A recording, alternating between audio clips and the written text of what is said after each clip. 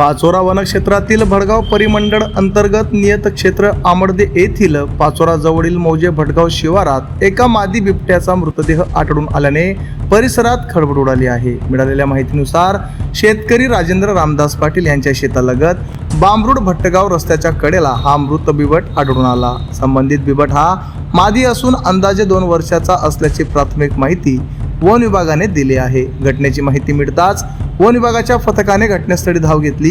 पशुधन विकास अधिकारी भडगाव यांच्या पथकाकडून मृत बिबटाचे शवविच्छेदन करण्यात आले। मात्र मृत्यूचे नेमके कारण स्पष्ट होऊ न शकल्याने पुढील तपासासाठी विसेरा नमुने घेण्यात आले असून ते प्रयोगशाळेत पाठवण्यात येणार आहेत। ही संपूर्ण कार्यवाही अमोल पाटील सहाय्यक वन संरक्षक जळगाव, राजेंद्र ठोंबरे मानद वन्यजीव रक्षक जळगाव यांच्या उपस्थितीत सरिता पाटील वन परिक्षेत्र अधिकारी पाचोरा यांच्या मार्गदर्शनाखाली वन विभागाच्या पथकाने केली आहे। वन विभागाकडून बिबटाच्या मृत्यूचे नेमके कारण शोधण्यासाठी पुढील तपास सुरू असून अहवाल आल्यानंतरच मृत्यूचे कारण स्पष्ट होणार आहे।